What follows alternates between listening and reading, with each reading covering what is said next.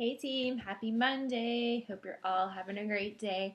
I just wanted to sit down and get you guys excited for the week. I have a really awesome topic that I want to share with you guys based on this book that I'm reading. It's probably backwards, but it's called The Power of Self-Confidence by Brian Tracy. It has been absolutely life-changing. I wish I would have had this book when I first became a coach because I wouldn't have let fear hold me back for the first 9 months.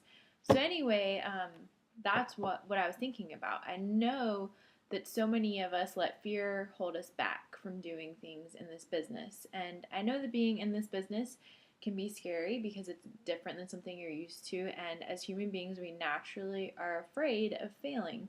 We don't want people to, judge us or like think bad things of us. We don't want to mess up and do something wrong. But I can tell you from personal experience that I have failed my way to where I am now. I have made so many mistakes, it's not even funny. And I always try to be transparent with you guys when I do make mistakes. And I always, always, always embrace my mistakes and failures and take them as learning moments. And every time I have one of those moments, I always learn something new or some way that I can tweak things to just make it even better. It all happens for a reason, it's all relative. It's not the most exciting thing, it's painful, and sometimes it really sucks. But it's going to make you into a better person and it's going to propel you forward to where you're supposed to be. So, what I did was I wrote down a few key things that I really feel like could help some people because what I've noticed is that so many of you tell me and tell the rest of the team that you really want to do this, that you really want to help people. You have a really big why. You want to quit your jobs, you want to provide for your families, and you know that this is what you're supposed to do, but you let fear hold you back. Every time you start, something happens or it feels uncomfortable because you're pushing out of your comfort zone, and then you just stop because it doesn't feel comfortable. Well, let me tell you one thing. You've got to get out of your comfort zone. That's the other thing. You cannot let fear hold you back. Otherwise, you're going to be paralyzed forever. And do you really want to push your life goals and dreams off any longer? That's why I want to sit down and tell you this because it was profound and I really want to help you guys get past where you're at. So, with self confidence, the topic of this chapter that I read this morning, oops, hang on. Here comes my cat. It's called Triumphing Over Adversity. And the first page of the chapter is about persistence and how essential it is. So I'm just going to read something that I highlighted.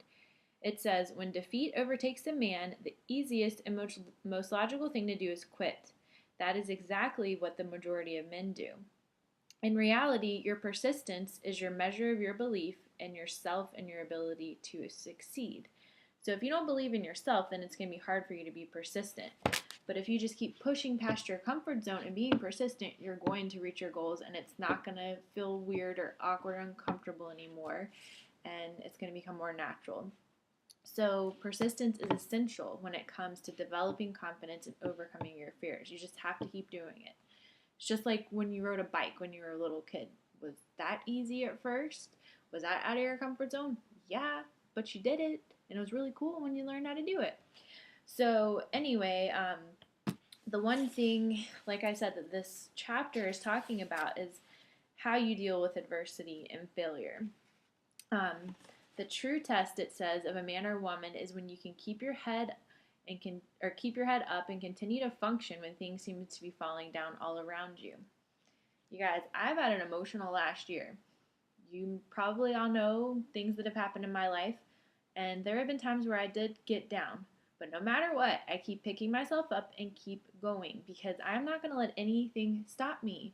And I don't have to let my circumstances come through and reflect my mood. I don't have to be in a bad mood just because I'm not happy with my circumstances. As long as I persist and go forward, then I can stay positive and know that it's going to change.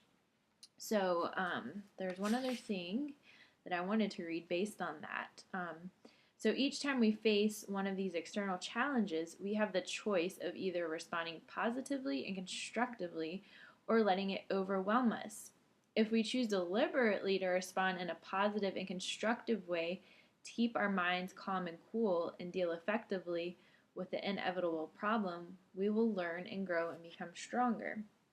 So it's all about how you respond. Like I said, you can be in a situation that sucks and that you're not happy with, but guess what? You're going to be thankful anyway, and you're going to know that if you're persistent, things will change and you're going to keep moving forward. You have to literally just get to the point. The book says this, but I've done this before.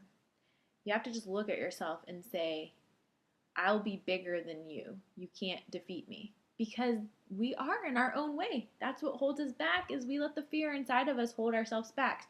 So go look in the freaking mirror and say, I will not defeat you. Or you will not defeat me. Sorry, you can't defeat me. I will be bigger than you. You cannot defeat me. You guys, I have to read myself positive affirmations every morning when I wake up and do personal development because I'm going to be a freaking hot mess if I don't. There's so much power in the words that you say, so make sure that you're speaking kind words into your life and believing in yourself even when you don't, because there are many times when I don't, but I just pretend that I do anyway because I'm going to be a happier person and I know it's going to push me towards my goals. So I wanted to just end the video with a couple things that really stood out to me. If I can find it, page 125. Where'd it go? Hang on, guys. Sorry. It was about President Lincoln. It was awesome. Oh, here it is. Okay, sorry. So these are just some profound examples that I wanted to give you guys of people in history that you will know exactly who they are that did not give up, no matter what crazy crap came their way. And they have achieved amazing things. So the first one is about Abraham Lincoln. He lost his business, he lost the love of his life, and he was defeated for election over and over again. However, by learning from every defeat, he won the final election and became one of the most important and respected presidents we had ever had. Then on the next page, it talks about Thomas Edison. He was also an extraordinary failure as an inventor. He failed more times than any other inventor of his age. But if Thomas Edison wouldn't have been invented the freaking light bulb, imagine what the world would be like now. Crazy, right? And then the last example I wanted to point out was about Henry Ford. He was bankrupt at the age of 40, but he went on to become one of the world's richest men. So I say all that to say, you guys, get your hopes up.